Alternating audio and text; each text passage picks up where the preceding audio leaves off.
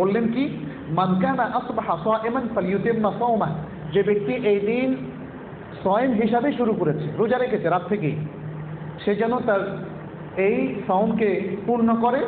ওয়া মান কানা আসবাহা মুফতিরান, আর যে ব্যক্তি এই দিন ব্রেকফাস্ট করেছে, রোজা ভঙ্গ করেছে, নাস্তা করে ফেলেছে অলরেডি, ফালইউতিম্মা বাকিয়াতা ইয়াউমি, সে যেন বাকি সময় আর কিছু না খায় এবং বাকি সময়টা সে সায়েম অবস্থায় যেন সে পূর্ণ করে।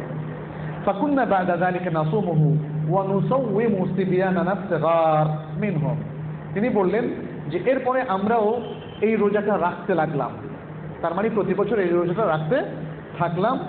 আর কি করলাম, আমাদের যে ছোট ছোট বাচ্চারা আছে তাদেরকেও এই রোজাটা রাখাতাম। সুবহানাল্লাহ, কি একটা গুরুত্বপূর্ণ বিষয় যে সিয়াম আশুরা নিজেরাও রাখতাম, বাচ্চাদেরকেও রাখতাম। ওয়ানাযহাবা ইলাল মসজিদ, আমরা মসজিদে যেতাম। ফানাজআল লাহুম আল-লু'বাতা মিনাল ইহিন, এক ধরনের পশমের তৈরি খেলনা তাদেরকে দিতাম। কেন? ফাইদা বাকা আহাদুহুম আলা তাআম আতাইনাহা ইয়াহু, যে যখন তারা খিদায় কাঁদতে থাকতো, ছোট বাচ্চারা কাঁদবেই তো, তাই না, তখন তাদেরকে খেলনাটা দিতাম যাতে খেলতে খেলতে সে খিদা ভুলে যায় এবং সে ইফতার পর্যন্ত কিছু না খেয়ে থাকে। এই হাদিসটাও সহিহ মুসলিমের মধ্যে বর্ণিত হয়েছে। জাবের ইবনে সামুরা রাদিয়াল্লাহু তাআলা আনহু থেকে আরেকটা হাদিস, কানা রাসূলুল্লাহ সাল্লাল্লাহু আলাইহি ওয়াসাল্লাম ইয়া'মুরুনা বিসিয়ামি ইয়াউম আশুরা ওয়া ইয়াহুসুনা আলাইহি ওয়া ইয়াতাআহাদুনা ইনদাহু ফালাম্মা ফুরিদা রমাদান লাম ইয়া'মুরনা ওয়া লাম ইয়ানহানা আনহু, রাওয়াহু মুসলিম। জাবের ইবনে সামুরা রাদিয়াল্লাহু তাআলা আনহু বলছেন যে রাসূলুল্লাহ সাল্লাল্লাহু আলাইহি ওয়াসাল্লাম আমাদেরকে আশুরার দিন সিয়াম পালন করতে নির্দেশ দিতেন, আমাদেরকে উদ্বুদ্ধ করতেন এবং আমাদের কাছ থেকে ওয়াদা নিতেন। যখন রমাদানের সিয়াম ফরজ হয়ে গেল তখন তিনি আমাদেরকে ওইভাবে নির্দেশও দেননি, আবার নিষেধও করেননি। সিয়াম পালনের ব্যাপারে আরও কিছু ইনস্ট্রাকশন আছে, সেটি হচ্ছে যখন তাকে বলা হলো আশুরার দিন তো শুধু ইহুদিরা রোজা রাখে, তখন তিনি বললেন যদি আগামী বছর আমি থাকি, আগামী বছর আসে আর আমি জীবিত থাকি, তাহলে আমি তাসা অর্থাৎ 9 তারিখে রোজা পালন করব। মুসনাদ ইমাম আহমদের মধ্যে অবশ্য আরেকটা রিওয়ায়াত আছে, যদিও কেউ কেউ এটাকে দায়ী বলেছেন, আমি জানি না, আপনি কি বলতে পারবেন এটা হাসান কিনা, যে খালিফুল ইয়াহুদ, এভাবে বলা হচ্ছে যে ইহুদিদের খেলাফ করো এবং আশুরার দিন একদিন আগে বা একদিন পরে, হাদিসটা এখানে আছে অবশ্য, একটু সমালোচনা আছে, তবে অনেকেই সহিহ আলেমদের মধ্যে অনেকেই এটাকে অনুযায়ী আমল করাকে জায়েজ বলেছেন এবং তার ভিত্তিতে ইবনুল কাইয়্যিম রাহিমাহুল্লাহ একদিন আগে বা একদিন পরে মিলানোর কথা বলেছেন, যে হয় 9 তারিখ 10 তারিখে, এটা হচ্ছে সর্বোচ্চ পর্যায়ে, যেহেতু এটা সুন্নাহ দ্বারা একদম স্পষ্ট সাব্যস্ত। যদি 9 তারিখে কারো মিস হয়ে যায়, অনেক সময় আমাদের মিস হয়ে যেতে পারে, আশুরার দিন মনে পড়ে আরে আজকে তো আশুরা বা কালকে আশুরা, তখন আমরা ওই দিন রোজা রাখি। তবে ইহুদিদের সাথে খেলাফ করার জন্য আরেকটা অপশন আমাদের সামনে যেহেতু আছে, সেটা হচ্ছে 11 তারিখে রোজা রাখলে ইহুদিদের সাথে খেলাফ করা হয়। ইহুদিদের সাথে খেলাফ করাটা এটা আশুরার অন্যরকম একটা শিক্ষণীয় বিষয়, একটা বৈশিষ্ট্য, এটা একটা সাংস্কৃতিক চেতনা, একটা সাংস্কৃতিক যুদ্ধ আপনারা বলতে পারেন। আজকে আমরা কোন সংস্কৃতির আগ্রাসনের শিকার? সে হচ্ছে বিজাতীয় সংস্কৃতি, এবং সেটি হচ্ছে অধিকাংশ ক্ষেত্রেই ইহুদিদের তৈরি করা বা ইহুদি লবির তৈরি করা, যেটা প্রডিউসড হয় মূলত পাশ্চাত্যে। সমস্ত ডিজাইন, সমস্ত কিছুর মূল সূতিকাগার হচ্ছে পাশ্চাত্য। সেখান থেকে যত অশ্লীলতা, যত অন্যায় আচরণ, যত পোশাকের সংস্কৃতি, যত নগ্নতার সংস্কৃতি, উগ্রতার সংস্কৃতি এবং যত নাস্তিকতা, যত অন্যায় আচরণ, সব কিছু সেখান থেকে আসে। সেটা আজকে আমাদের মধ্যে জেগে বসেছে, অথচ তাদের দেশে তারা দাবি করছে তারা সভ্য। এটা হয়েছে কারণ উম্মার প্রতি যে ইনস্ট্রাকশন এই মুহররম মাসে বলেন, হারাম মাসগুলোর ভিত্তিতে বলেন, রমাদানে অথবা হজ উপলক্ষে কিংবা সিয়াম উপলক্ষে সালাতকে সামনে রেখে রাসূল সাল্লাল্লাহু আলাইহি ওয়াসাল্লাম যে ইনস্ট্রাকশনগুলো আমাদেরকে দিয়েছেন, আমরা সবগুলো ভুলে গিয়েছি। আমরা এখন ধরে রেখেছি শুধুমাত্র রিচুয়ালগুলো। রিচুয়ালটা কি? বাহ্যিক আচার অনুষ্ঠান। আমরা সালাতটাকে ধরে রেখেছি, সালাতের দেহটা ধরে রেখেছি, সালাতের শিক্ষাটা আমরা ভুলে গিয়েছি। আমরা সিয়ামের আমলটাকে ধরে রেখেছি, সিয়ামের শিক্ষাটাকে ভুলে গিয়েছি। আমরা বাহ্যিক হজের সমাবেশটাকে ধরে রেখেছি, কিন্তু হজের মূল শিক্ষাকে ভুলে গিয়েছি। আমরা মুহররমের আশুরার মূল চেতনা থেকে অনেক দূরে সরে গিয়েছি, মুহররমের চেতনা থেকে সরে গিয়েছি, সহিহ সুন্নাহ থেকে সরে গিয়েছি, সহিহ আকীদা থেকে সরে গিয়েছি। এবং এটাই হচ্ছে আমাদের বিপর্যয়ের প্রধান কারণ। আজকে আমাদের অনেক দিনদার ভাই বোনদের বাসায় গিয়ে দেখেন, মেয়েরা কিন্তু যে পোশাক পরছে এটাকে ইসলামের পোশাক বলা চলে না।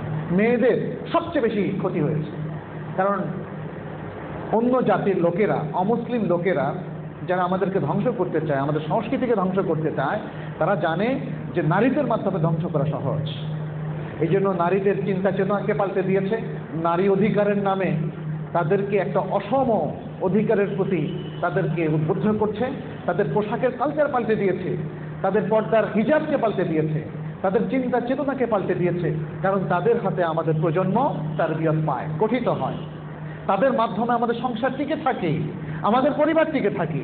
যদি আমাদের সন্তানরা নষ্ট হয়, মিসগাইডেড হয়, অথবা রাইটলি গাইডেড না হয়, প্রপারলি গাইডেড না হয়, তাহলে এই ছেলে মেয়ে এমনি নষ্ট হবে। যদি তারা আমাদের সংসারকে, পরিবারকে টিকিয়ে রাখতে না পারে, তাহলে পরিবারগুলো ধ্বংস হবে। পরিবার ধ্বংস হলে যে কোনোভাবে মুসলিম উম্মার তরুণ প্রজন্মকে নষ্ট করা সহজ। অতএব নারীরা হচ্ছে প্রথম টার্গেট।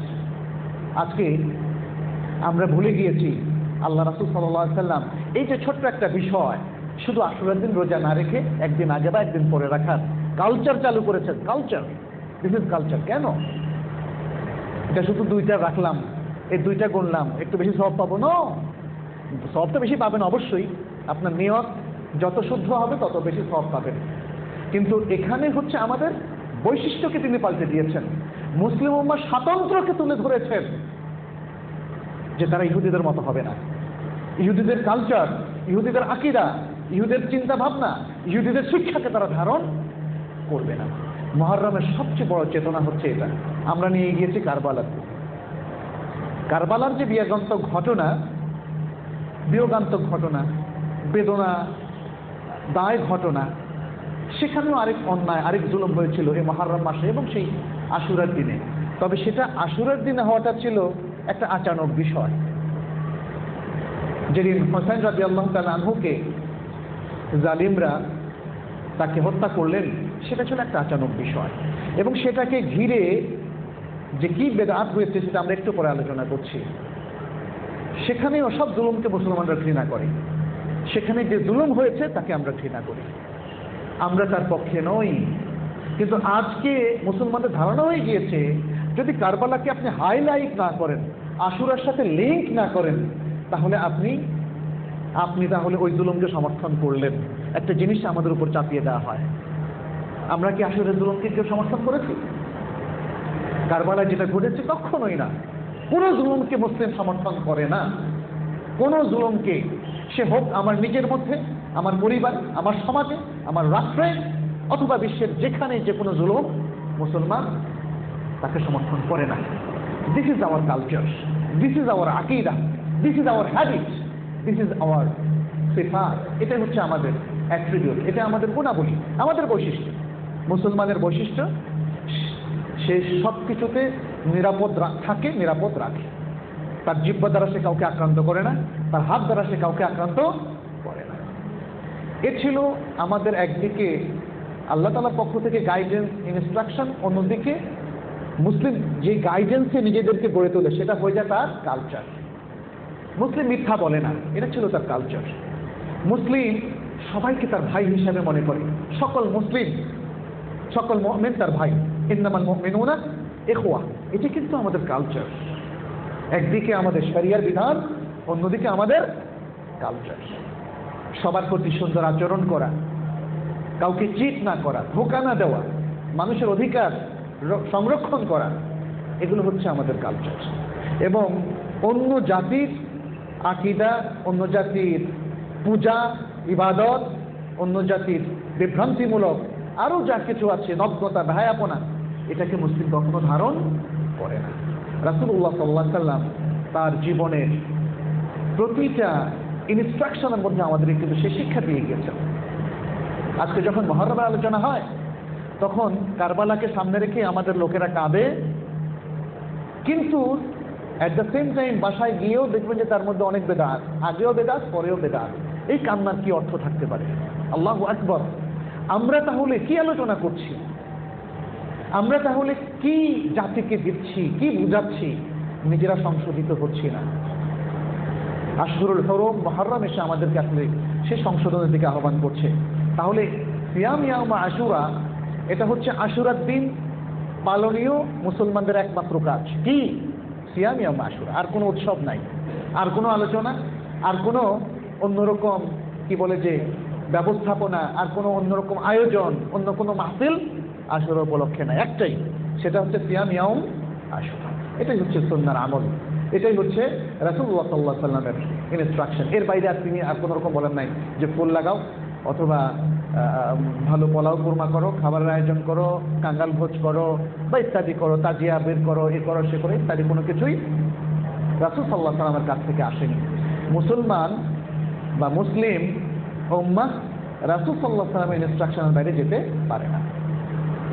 আশুরাকে ঘিরে যেটা কারবালার প্রান্তরে হয়েছিল, একে ঘিরে মুসলিম উম্মার মধ্যে একটা টার্নিং, একটা পয়েন্ট আমরা লক্ষ্য করি। সেটা কি? সেটা হচ্ছে আশুরার পুরো ফজিলতকে ডাইভার্ট করে এটাকে কারবালার মধ্যে প্রতিস্থাপন করা হয়েছে। ফলে সারা মুসলিম বিশ্বে বা মুসলিম বিশ্বের অনেকগুলো দেশে আশুরার সাথে কারবালার একটা সংযোজন স্থাপন করে সিয়ামের বৈশিষ্ট্যটা হারিয়ে যেতে বসেছে মুসলিম উম্মাহ থেকে। এটা একটা বিষয়। দ্বিতীয় গুরুত্বপূর্ণ বিষয় যেটা বলেছি, ইহুদিরাই সারা পৃথিবীকে এখন শাসন করছে। তাদের হাতেই সমস্ত সাংস্কৃতিক ওয়াসাইল, তাদের হাতেই সমস্ত প্রচার মাধ্যমের ওয়াসাইল আল ইলাম তাদের হাতে। ফলে রাসূল সাল্লাল্লাহু আলাইহি ওয়াসাল্লাম ওহীর মারফত তাকে এমন একটা গাইডেন্স দেওয়া হয়েছিল যে উম্মাহকে যাতে তিনি সতর্ক করে যান যে এই উম্মার অধিকাংশ লোকেরা এই প্রবল পরাক্রমশালী লোকদের সুন্নাতকে, তাদের নিয়ম নীতিকে, মেথোডোলজিকে অনুসরণ করবে। অতএব রাসূল সাল্লাল্লাহু আলাইহি ওয়াসাল্লাম সে ব্যাপারে আমাদেরকে সাবধান করেছেন। কিন্তু কারবালার আলোচনার মধ্য দিয়ে আমরা সেটাও ঢেকে ফেলেছি। অর্থাৎ ইহুদিদের আলোচনা আর আমাদের মধ্যে আসছে না। প্রচার মাধ্যমে আজকে বাংলাদেশেও যত কিছু দেখছেন, এটা কিন্তু ইভেন পর্নোগ্রাফি থেকে আরম্ভ করে এভরিথিং ক্রিয়েটেড বাই এই ইহুদি লবি। এরাই ওয়েবসাইট বলেন, ইন্টারনেট বলেন, বিভিন্নভাবে আমাদের তরুণ প্রজন্মকে ধ্বংস করার জন্য এমন আয়োজন তারা করেছে। এখন এই প্রজন্মকে যদি এই শিক্ষা দেওয়া যায় যে না, তোমাদের কালচারাল অ্যাগ্রাসন থেকে এটাকে প্রতিরোধ করতে হবে, নিজস্ব কালচারকে ধারণ করতে হবে, এর বাইরে যাওয়া যাবে। কালচারের সাথে আকীদার কিন্তু একটা বড় সম্পর্ক আছে, বুঝতে হবে। সংস্কৃতিকে ব্যাখ্যা করতে হবে আকীদা দিয়ে। সহিহ আকীদাকে ভায়োলেট করে কোনো কালচার তৈরি হতে পারে না। বাঙালির যত আয়োজন, যত সংস্কৃতি, এটা সহিহ আকীদার সাথে কখনোই কনফ্লিক্টিং হতে পারে না। সাংঘর্ষিক কোনো কিছু মুসলমানের, মানে ইসলামের সহিহ আকীদার সাথে সাংঘর্ষিক কোনো কিছু মুসলমানের আকীদা হতে পারে না। এটা কিন্তু আশুরার শিক্ষা, এটা আশুরার সরাসরি হাদিস থেকে এই শিক্ষাটা আমরা পাই। আশুরাকে ঘিরে যে দুষ্কার্যটা হয়েছে, যে বিশাল বেদাতের সৃষ্টি হয়েছে দুই প্রান্তিক সীমানায়, সেটাকে আমরা এভাবে ভাগ করতে পারি। এক, প্রথমত হয়েছে, আমরা আরেকটা হাদিস থেকে জানি, সেটাও ইবনে আব্বাস রাদিয়াল্লাহু তাআলা আনহু থেকে এসেছে, যে রাসূল সাল্লাল্লাহু আলাইহি ওয়াসাল্লাম ইহুদিদের সম্পর্কে, খয়বরের ইহুদিদের সম্পর্কে বলেছিলেন যে তারা এই দিবসটাকে ঈদ হিসাবে উদযাপন করত, রোজা রাখতো ইত্যাদি। তারা নিজেরা মার্কেটে উৎসব করত, ভালো ভালো পোশাক পরতো এবং মেয়েদেরকে গহনা পরাতো ইত্যাদি। তো আশুরাকে মুসলমানদের এক দল আশুরার উপলক্ষে বিজাতীয় সংস্কৃতি অনুসরণ করছে। এটা একটা বিপর্যয় আমাদের, এটা একটা বিষয় আছে। দ্বিতীয় বিষয় হচ্ছে, মুসলিমদের মধ্যে দুই দল, দুটো প্রান্তিক সীমানা চলে গিয়েছে আশুরাকে ভিত্তি করে। ইমাম ইবনে তাইমিয়া রাহমাহুল্লাহ এই বিষয়ে বিশদ আলোচনা করেছেন। একদল হচ্ছে শিয়া, আরেক দল হচ্ছে নাসিবি। শিয়া হচ্ছে যারা হুসাইন রাদিয়াল্লাহু তাআলা আনহুর পক্ষাবলম্বন করে, তথাকথিত আলী রাদিয়াল্লাহু তাআলা আনহুর পক্ষাবলম্বন করে তাদেরকে ইমাম বানিয়ে তারা একটা ইজম তৈরি করেছে এবং এই দিবসকে বিয়োগান্তক শোক দিবস হিসেবে তারা পালন করছে। এই দিন তারা তাজিয়া বের করছে। তাজিয়া, এটা কিন্তু আরবি শব্দ। তাজিয়া শব্দ আমরা বাংলায় বলি, আসলে তাজিয়া মানে হচ্ছে শোক জানানো, তারা শোক দিবস হিসেবে পালন করছে। কিন্তু বছরের পর বছর বা লং টাইম শোক পালন করার কি এটা ইসলামিক কালচার? ইসলামের 3 দিন পর্যন্ত শোক করা যেতে পারে, এরপরে আর কোনো শোক নাই। সুবহানাল্লাহ। আল্লাহ রাসূল সাল্লাল্লাহু আলাইহি সাল্লাম তিনিও তো দুনিয়া থেকে চলে গিয়েছেন, তার শোক দিবস কে পালন করে? আসলে মহানবী সাল্লাল্লাহু আলাইহি সাল্লাম বলেন, খোলাফায়ে রাশিদিন বলেন, কারোই শোক দিবস পালন করার কোনো অপশন ইসলামে নাই। This is not Islamic culture, this is not Islamic culture. তাহলে হোসাইন রাদিয়াল্লাহু তাআলা আনহুর মৃত্যুকে উপলক্ষ করে কোন মুসলিমের জন্য এটা জায়েজ নাই যে তারা তাজিয়া বের করবে, তারা শোক করবে। নো, শোকের কোনো বিষয় নেই। আমাদের কত লক্ষ লক্ষ মহান ইমাম, মহান সাহাবায়ে কেরাম, মহান ব্যক্তিত্বরা দুনিয়া থেকে তারা চলে গিয়েছেন, তাদেরকে হত্যা করা হয়েছে, তারা শাহাদাত বরণ করেছেন। কয়জনের শোক আপনি পালন করবেন? মুসলমানের কাছে শোকের কোনো আনুষ্ঠানিকতা নাই। মুসলমান মৃত্যু এবং শোককে শক্তিতে রূপান্তরিত করে এবং প্রবল বিক্রমে তারা ইসলামকে মেনে চলে, সমাজে, রাষ্ট্রে, বিশ্বে প্রতিষ্ঠিত করার জন্য তারা চেষ্টা করে। এটাই হচ্ছে মুসলিম। অতএব আমাদের কাছে এইভাবে কোনো শোক নেই, এটা একটা বিষয়। তাহলে তারা যে বুক কাটছে, এই যে তাজিয়া মিছিল বের করছে বিভিন্ন খান থেকে, অথবা আমি একবার গ্রামে বের হলাম যে উত্তরবঙ্গের দিকে, পথে ঘটনাক্রমে ওই দিন ছিল 10ই মুহররম, আমি জানতাম না, পরে খেয়াল করলাম এই যে লাল পোশাক পরে তরবারি নিয়ে ঢাল নিয়ে লোকজন নানা রকম মানে অনুষ্ঠান করছে এবং মানুষের থেকে টাকা তুলছে। আমাদের বাংলাদেশে আজকে দেখেন যারা করছে এরা কিন্তু হয়তো আদতে শিয়াও না। তাহলে শিয়াদের এই যে একটা আমল, এই যে একটা বিদআহ, এটা হচ্ছে একটা বিদআহ। আর আরেকটা বিদআহ হচ্ছে যারা তখন সিরিয়াতে ছিল, এরা বিশেষ করে ইয়াজিদ এবং তার পক্ষের কিছু লোকেরা, এরা অনেকেই হয়তো সেদিন ব্যথিত ছিলেন, আমি পুরো বিশ্লেষণে যাচ্ছি না, তবে সিরিয়াতে একদল লোক ছিল যারা হোসাইন রাদিয়াল্লাহু তাআলা আনহুর মৃত্যুতে খুব খুশি হয়েছিল। তারা আশুরার দিনকে আজও তাদের যারা বংশধর তারা পালন করে ঈদ উৎসব হিসাবে। কেন? যেহেতু তারা হোসাইন রাদিয়াল্লাহু তাআলা আনহু বিরোধী, ফলে সেই বিরোধিতাকে তারা উৎসব মনে করে। যদিও তাদের সংখ্যা খুবই কম, তাদের সংখ্যা খুবই কম। এইভাবে দুই প্রান্তিক সীমানায় মুসলমানদের অনেকে চলছে। আর যারা এত ইতিহাসের খবর রাখে না, তারা হয় দেখা দেখি কেউ ওই নাসিবীদের বিদআত পালন করছে যে এই দিন পোলাও কোরমা ইত্যাদি খাচ্ছে, কাঙালি ভোজ করছে, অথবা শিয়াদের অনুসরণ করে শিয়াদের মতো তাজিয়া মিছিলে তারা নিজেরা অংশগ্রহণ করছে। এ দুটোই কিন্তু কোনোটাই করা যাবে না, এটা একটা দিক। তৃতীয় আরেকটা বিষয় আমাদের মনে রাখতে হবে, মুহররমের আলোচনা আসলে, বিশেষ করে আশুরার আলোচনা আসলে আমরা লক্ষ্য করি ওয়াইজিনরা অনেকেই বলেন যে আশুরার গুরুত্ব শুধু কারবালার কারণে না। এই দিন পৃথিবী সৃষ্টি হয়েছিল, আদম আলাইহিস সালামকে সৃষ্টি করা হয়েছিল, আদম আলাইহিস সালামকে দুনিয়া পাঠানো হয়েছিল, নূহ আলাইহিস সালামের কিস্তি এই দিন তৈরি হয়েছিল, প্লাবন হয়েছিল, আবার নূহ আলাইহিস সালামকে এই দিনই প্লাবন থেকে উদ্ধার করা হয়েছিল, ঈসা আলাইহিস সালামের জন্ম এই দিন হয়েছিল, মুসা আলাইহিস সালাম ইত্যাদি আরও অনেক কিছু। এর মধ্যে মুসা আলাইহিস সালামকে নাজাত দেওয়ার ঘটনাটা এটা সহিহ হাদিস দ্বারা প্রমাণিত। নূহ আলাইহিস সালামের ঘটনা এটা মুসনাদ ইমাম আহমদ এসেছে, কিন্তু ওই হাদিসটা দাঈফ হাদিস দ্বারা আমরা কোনো কিছু সাব্যস্ত করি না। আর বাকি যতগুলো ঘটনা এসেছে এটা দাঈফ হাদিস দ্বারাও সাব্যস্ত না। আমরা তাহকিক করার পরে জানলাম যে বাকি আরও যে অনেকগুলো ঘটনা তুলে ধরা হয়েছে আশুরার দিনের ফজিলত বাড়ানোর জন্য, সেটা হকের ধারে কাছেও নেই। তো যে ইনফরমেশনগুলো সহিহ হাদিস বা কোরআন দ্বারা সাব্যস্ত নয়, সেগুলো মুসলিম চালাচালি করবে না, সেগুলো মুসলিম সত্য হিসাবে ধরে নিবে না। যেহেতু এটা পৃথিবীর সৃষ্টির সাথে, অনেক নবীদের সাথে রিলেটেড অনেকগুলো বিষয়, সেখানে সঠিক তথ্য ছাড়া আপনি আন্দাজে কোনো তথ্য দেওয়া কি জায়েজ হবে বলেন? অতএব সেগুলো বর্জনীয়। এই হচ্ছে আশুরাকে ঘিরে অনেকগুলো বেদাত, অথবা মুহররম মাসকে ঘিরে বেদাত। এছাড়াও আরও অনেকগুলো আছে, যেমন বছর 2-3 আগে একজন আমাকে টেলিফোন করে বলল যে আমাদের তো বিয়ে ঠিক হয়েছে মুহররম মাসে, কিন্তু এই শোকের মাসে বিয়ে করলে আবার না জানি কোন শোকের ঘটনা আমাদের জন্য অপেক্ষা করছে। চিন্তা করছেন মানুষের আকীদাটা কিভাবে বিভ্রান্ত হয়, কিভাবে কুসংস্কার, শয়তান তাদেরকে বিভ্রান্ত করে। এ থেকে আমাদের উঠে আসতে হবে। আপনি আমি শক্তি অর্জন করব যখন এই সিদ্ধান্ত নিব যে কোরআন এবং বিশুদ্ধ সুন্নাহর সহিহ হাদিসের ইনস্ট্রাকশন থেকে আমরা কখনোই বিচ্যুত হব না। এটা আমাদের মহাশক্তি, কিন্তু মনে রাখতে হবে এটা আমাদের মহাশক্তি। ফলে কে আমাদের কি বলল অথবা কারো কথায় প্রভাবিত হয়ে বিচ্যুত হওয়ার কোনো আশঙ্কা আমাদের আর থাকবে না। কিন্তু মুসলিম আজকে যেমন ধরেন একজন ভাই, আমি তাকে একটা কথা বললাম, উনি বললেন তাই নেই, আপনার এটা ভুল, সংশোধন করার সিদ্ধান্ত উনি প্রায় নিল। একটু পরে আরেকজনের কাছে গেল, উনি বললেন যে না, মঞ্জুর সাহেব যেটা বললেন ওখানেও সমস্যা আছে। এরপর উনি আবার পাল্টে গেল। মানে এই যে লোকদের মধ্যে স্ট্রেংথ আসছে না, কেন আসছে না?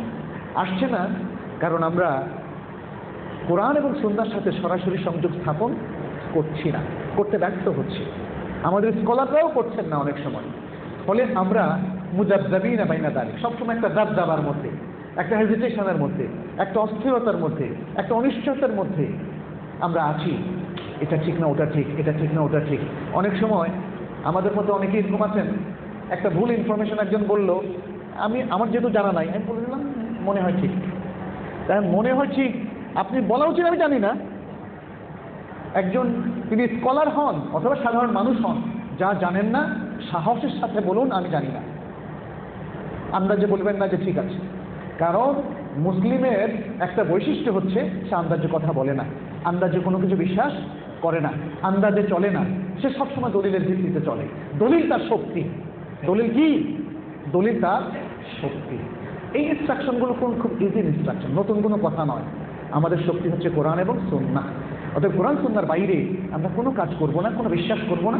কোরআন এবং সুন্নাহর বাইরে কোনো ইনস্ট্রাকশন আমরা ফলো করব না। আমাদের এমন কোনো সংস্কৃতি গ্রহণ করা যাবে না যেটা কোরআন সুন্নাহর সাথে সাংঘর্ষিক। এ হচ্ছে মহান মুহররমের শিক্ষা, আশুরার শিক্ষা। এই বিষয়গুলো আমাদের বেশি বেশি মনে রাখতে হবে।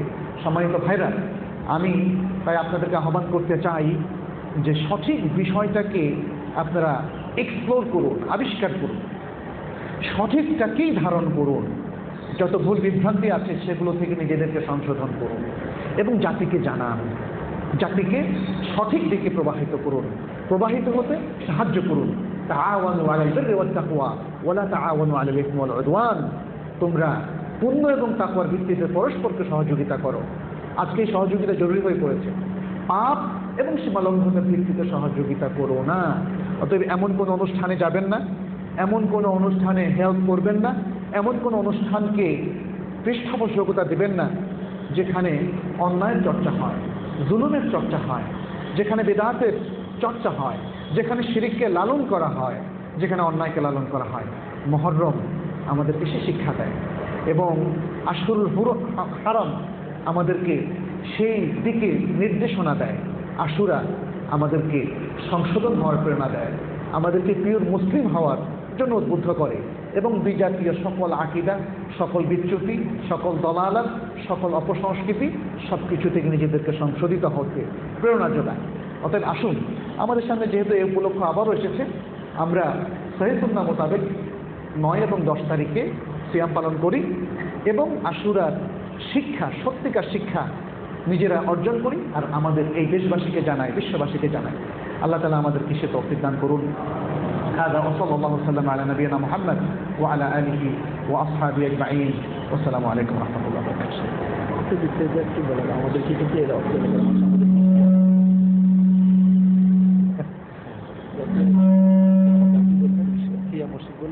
আচ্ছা, তো সত্তরের শুরুতে আমি বলবো না, একটু মানিয়ে দিতে বলেন তো।